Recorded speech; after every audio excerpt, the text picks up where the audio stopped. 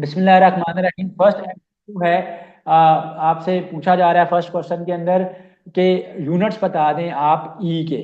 So E is equal to M C square के अंदर आपने यूनिट्स बताने हैं। सो ई भी एनर्जी है तो इसके यूनिट्स तो वही होंगे जो वैसे एनर्जी के यूनिट्स होते हैं। अब हम इसको इसके स्पेसिफिकली अगर इसके यूनिट्स की बात करते हैं, सो एम मैस है, मैस यूनिट केजी है। और सी जो है वो स्पीड ऑफ लाइट है। स्पीड का यूनिट होता है वो मीटर पर सेकंड होता है। इसका स्केयर हो जाएगा, so this will become kg meter square per second square. अब अगर ऑप्शन में ना समटाइम्स उसने एस की पावर प्लस टू दिया हुआ होगा, एस की पावर प्लस टू नहीं हो सकता भाई। यहाँ पे पावर के ऊपर पावर होती है तो मैथमेटिक्स का रूल है, powers they get multiplied with another. So S minus one के ऊपर जब पावर टू मल्टीप्लाई होगी, सो पावर के साथ पावर मल्टीप्लाई होती है। अगर एक नंबर के ऊपर पावर है ना, एक्स की पावर ए है और आप होल पावर बी ले लेते हो, तो दिस विल बी एक्स की पावर ए बी हो जाएगा ये। ठीक है। और अगर एक्स की पावर माइनस बी है ना, तो ये plus minus minus A B हो जाएगा। सो पावर के ऊपर पावर हो तो वो मल्टीप्लाई होती हैं आपस में। ठीक है, वो स्केयर नहीं ले रहे कि एस माइनस वन की पावर जो है वो एस प्लस वन कर देनी है। So this will be the unit of it. So next question कहता है absolute uncertainty in a measuring instrument is equal to the. So मैंने आपको पहले भी बताया हुआ है कि जो एब्सोल्यूट अनसर्टेनिटी होती है प्रिसिजन और एक्यूरेसी का, जब मैंने आपको कॉन्सेप्ट दिया था, सो इसका ताल्लुक डिवाइस के लीस्ट काउंट के साथ होता है। So if there are two students and they have to find out the width of this nib of a pen, let's say एक पेन की निब और इसकी विड्थ हम निकालना चाह रहे हैं। सो एक स्टूडेंट जो है वर्नियर कैलिपर को यूज कर रहा है, दूसरा स्टूडेंट स्क्रू गेज को यूज कर रहा है। सो लीस्ट काउंट जो है वो स्क्रू गेज का ज्यादा छोटा है, तो उसकी अनसर्टेनिटी की वैल्यू भी बहुत उससे ज्यादा कम होगी। So the dimension of density are, so dimension पूछी हुई है डेंसिटी से रिलेटेड। तो डेंसिटी के फॉर्मूला से हम लोग स्टार्ट करेंगे। डेंसिटी का फॉर्मूला होता है मास ओवर वॉल्यूम। सो मास जो है ना, उसका जो यूनिट है वो केजी है। सो मास की dimension is capital M. So mass की dimension is capital M. So volume का यूनिट क्या होता है? क्यूबिक मीटर होता है। ये अब जो नीचे वाला एम है ये मास नहीं है, ये मीटर जो है वो लेंथ का यूनिट है। सो लेंथ की डायमेंशन एल होती है, सो एल का क्यूब आ जाएगा। सो जहां पे भी आपके पास मैस है, मैस की डायमेंशन एम ले लो। जहां पे भी आपके पास डिस्टेंस है, लेंथ है, डायमेंशन एल ले लो। जहां पे भी आपके पास टाइम है, सेकंड्स की बात हो रही है, सो डायमेंशन कैपिटल टी ले लोगे। और जहां पे भी आपके पास फोर्स का जिक्र है, तो एक डायमेंशन याद रख लो इन तीन बेसिक डायमेंशन के अलावा, वो फोर्स की है, which is M L T minus two. मैं इसका ओवरव्यू दे देता हूँ कैसे M L T minus two है। So anyways density is mass over volume. So mass की जगह पे एम आ जाएगा, वॉल्यूम की जगह पे एल क्यूब आ जाएगा। ये नीचे वाला वॉल्यूम का यूनिट जो होता है वो क्यूबिक यूनिट होता है। ठीक है, जो अगर सेंटीमीटर में ले रहे हैं तो क्यूबिक सेंटीमीटर होगा, अगर आप उसको मीटर्स में ले रहे हो तो क्यूबिक मीटर लेंगे। बहरहाल दे आर ऑल यूनिट्स और ऑफ लेंथ। सो एल का क्यूब हो जाएगा, तो this will become M L raise to the power minus three. जब ये ऊपर जाएगा तो power will become minus three. So next is an MCQ. तो which is not a base unit in these. So इनमें से बेस यूनिट कौन सा नहीं है? सो बेस यूनिट्स आर दो units which are not derived from other units. ठीक है, वो इंडिपेंडेंट यूनिट्स होते हैं, बेस क्वांटिटीज के यूनिट्स होते हैं, उनको आप बेस यूनिट्स कहते हो। बेस क्वांटिटीज में आपके पास कौन कौन सी क्वांटिटीज? उसमें लेंथ है, मास है, टाइम है, टेम्परेचर है, इंटेंसिटी ऑफ लाइट है, अमाउंट ऑफ अ सब्सटेंस है, और टेम्परेचर है। सो ये सारी की सारी जो हम बेस क्वांटिटीज हैं, इनके यूनिट जो है वो बेस यूनिट्स कहलाते हैं। सो केजी मास का यूनिट है, मास बेस क्वांटिटी है। मीटर लेंथ का यूनिट है, बेस क्वांटिटी है। केल्विन टेम्परेचर का यूनिट है, बेस क्वांटिटी है। So joule is a derived quantity. Joule जो यूनिट है, या आपके पास वर्क डन का यूनिट है, या एनर्जी का यूनिट है आपके पास। So work done is derived from two base quantities which are force and displacement. In fact बल्कि फोर्स भी जो है वो एक डिराइव्ड क्वांटिटी है। सो ये डिराइव्ड क्वांटिटी का यूनिट है जॉउल जो है। इस वजह से ये डिराइव्ड यूनिट कहलाएगा, बेस यूनिट नहीं कहलाएगा। सो क्वेश्चन पे गौर करना है, which is not a base unit. So sometimes in paper the candidate is confuse है, वो जल्दी में होता है, शुरू में ही कुछ ऐसा न्यूमेरिकल आ गया, सॉरी एसएमसीक्यू स्टार्ट में आ गया। क्योंकि जब आप टेस्ट में बैठते हो तो थोड़े टाइम के बाद आप सेटल डाउन होते हो, तो जल्दी में आपने इस चीज को मिस नहीं करना। नॉट अ बेस यूनिट पूछा जा रहा था। जल्दी में अगर आप ये कर दोगे कि बेस यूनिट पूछ रहा है और पहली चॉइस ये जल्दी में मैंने लगा दी, तो आपका क्वेश्चन गलत हो जाएगा। Once the choice is marked you can not change it. तो डायमेंशन ऑफ पावर पूछ रहा है। सो पावर क्या है? Power is rate of doing work. So power के फॉर्मूला से स्टार्ट करते हैं। पावर की डायमेंशन निकालने के लिए मैं क्या कर दूंगा? मैं पावर के फॉर्मूला से स्टार्ट करूंगा। So the formula of power is work done by time. So work done का अगर मैं फॉर्मूला फर्दर ओपन कर लेता हूँ, that is F into D divided by time.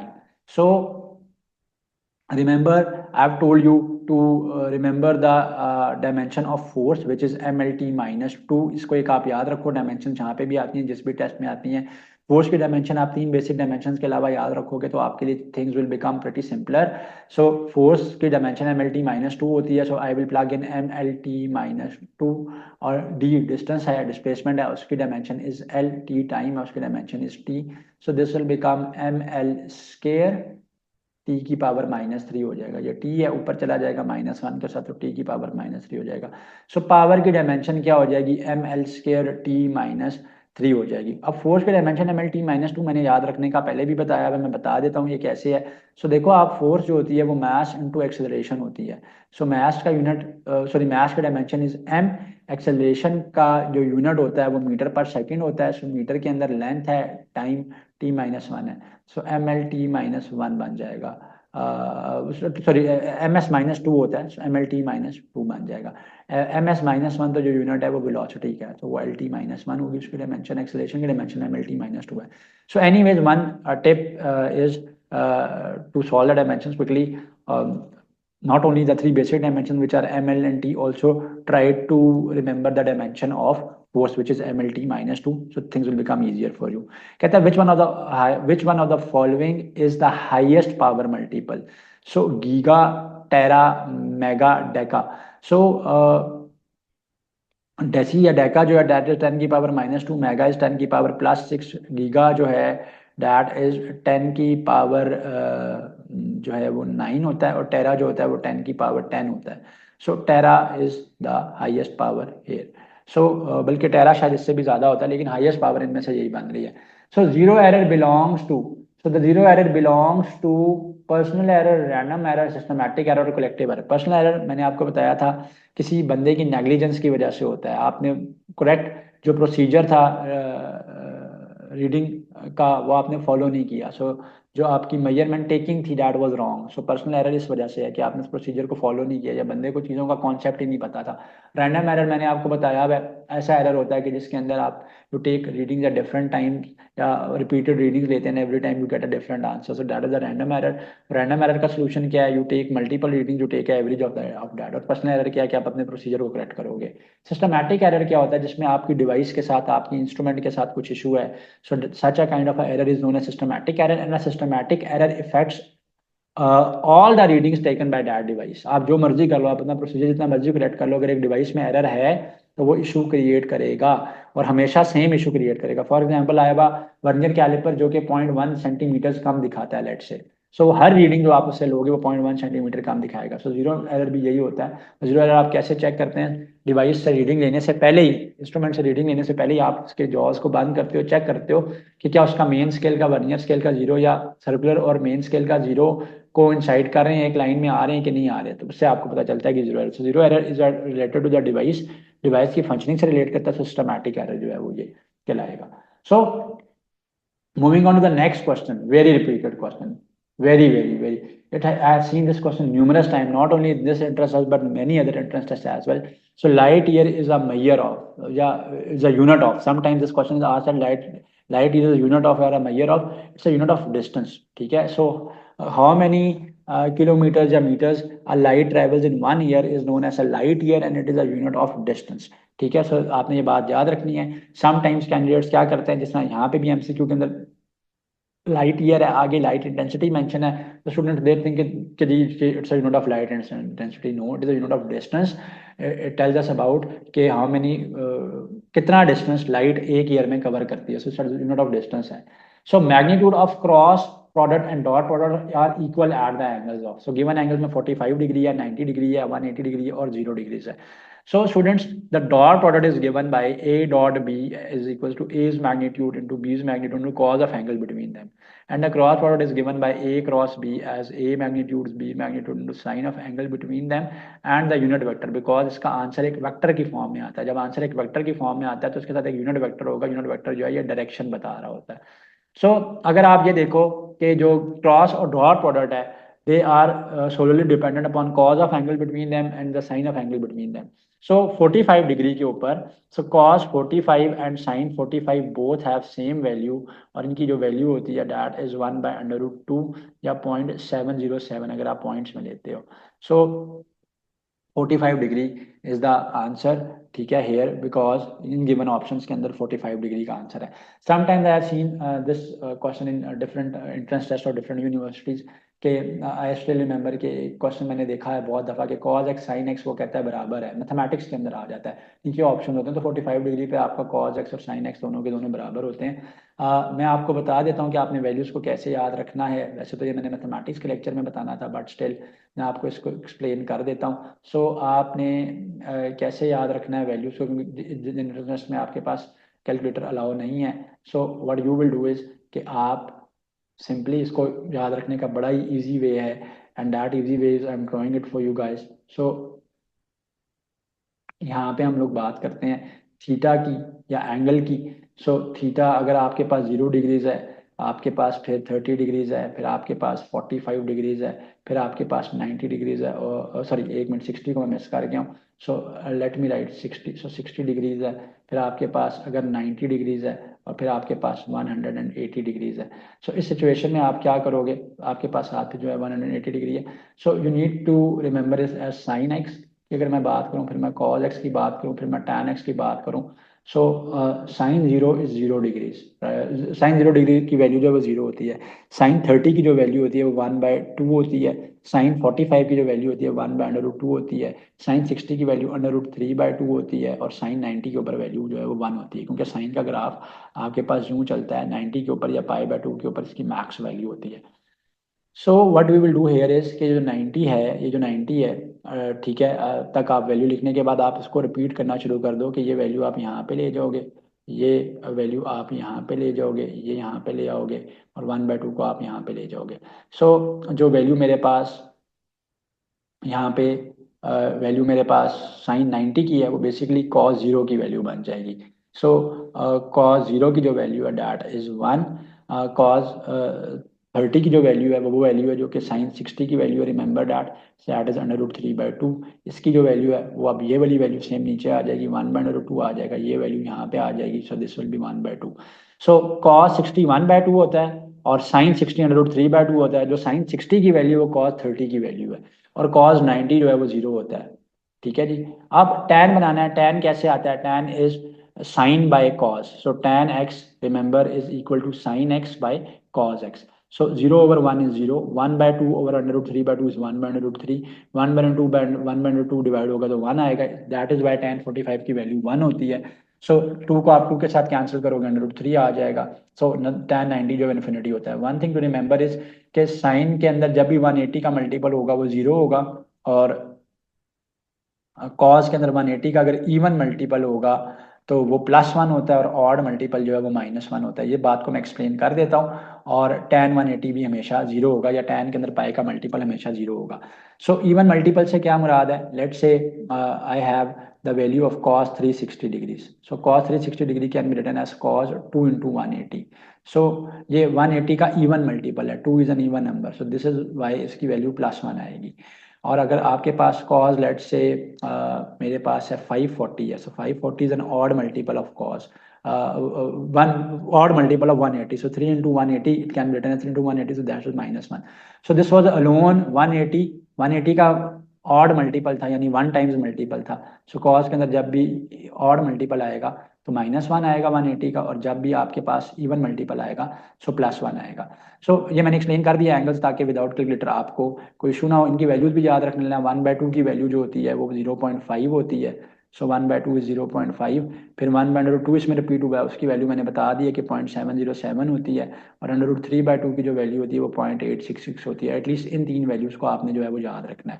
So next question, body is in static equilibrium when it is at rest, yes. So option A is choice. देखो there are 2 types of equilibrium, one is static equilibrium. Static equilibrium क्या है कि एक body एक rest में है लेकिन equilibrium में। For example I have a table and I have a book placed on it, so इसका वेट डाउनवर्ड ऐड कर रहा है, उतनी अपवर्ड रिएक्शनल फोर्स ऐड कर रही है, दोनों एक दूसरे को कैंसिल करें। This book is in stability, it is in equilibrium, but it is in static equilibrium because the book is not moving. For example I have a child who is riding a cycle, so cycle अगर balance है और वो straight line distance जो है वो cover कर रहा है तो वो डायनामिक इक्विलिब्रियम होगा। तो अगर मूविंग बॉडी इक्विलिब्रियम में तो डायनामिक इक्विलिब्रियम जाता है, और अगर एक स्टैटिक बॉडी इक्विलिब्रियम में तो उसका मतलब बॉडी रेस्ट में है। So the next question is the direction of torque the direction of torque is along. So torque की डायरेक्शन क्या होती है, पोजीशन वेक्टर के अलोंग होती है, फोर्स के अलोंग होती है, पैरेलल टू द प्लेन होते हैं notes, perpendicular to the plane. Torque is given as R cross F into sine of theta N hat. So जिस भी जहाँ पे भी टर्निंग इफेक्ट जो है वो पैदा हो रहा है, सो फोर्स जो है उसके परपेंडिकुलर लग रही है, सो फोर्स का टर्निंग इफेक्ट ये बता रहा है, so it is perpendicular to the plane. So the force is acting along this line, I am drawing it in black, so it is this way. और ये आ जाएगा दूसरा जो मैंने ये वाला ड्रॉ किया, ये फोर्स आ जाएगा, so this is action of force आ जाएगा, so they are at 90 degree to one another. So the next question is the examiner is asking us to tell the dot product of these two vectors. So very easy. So dot product आप कैसे निकालते हो? So dot product में i वाली term i के साथ j वाली term j के साथ मल्टीप्लाई होती है, so 2 into 2i into 3i हो जाएगा। इसमें तो कोई j वाली टर्म है ही नहीं है, so 0 है, 0 into 4j हो जाएगा। so i into i is 1, 2 into 3 is 6, so simply 6 इसका आंसर आएगा। so स्केलर प्रोडक्ट भी कहते हैं डॉट प्रोडक्ट को, इसीलिए कहते हैं क्योंकि इसका आंसर एक स्केलर क्वांटिटी की फॉर्म के अंदर आता है। So moving on to the next question, कहते हैं the two unit vectors are perpendicular to each other are added, ठीक है, the magnitude कहता है कि अगर आपके पास दो यूनिट वेक्टर्स हैं जो कि एक दूसरे के परपेंडिकुलर हैं, सो अगर आप उनको ऐड करोगे तो इनका मैग्नीट्यूड ऑफ रिजल्टेंट क्या होगा। सो दो अगर आपके पास परपेंडिकुलर वेक्टर्स हैं, दोनों का मैग्नीट्यूड 1 है, यूनिट वेक्टर्स का मैग्नीट्यूड क्या होता है 1 है। सो आप कैसे करोगे, आप F of A of x का स्केयर करोगे प्लस ए ऑफ वाई का स्केयर करोगे ना मैग्नीट्यूड निकालने के लिए। सो आपके पास यूँ मैग्नीट्यूड आएगा, जब दोनों का मैग्नीट्यूड ही 1 है आपके पास, सो 1 का स्केयर हो जाएगा प्लस 1 का स्केयर हो जाएगा, so this will be under root 2. So under root 2 is the right answer here. So moving on to the next question.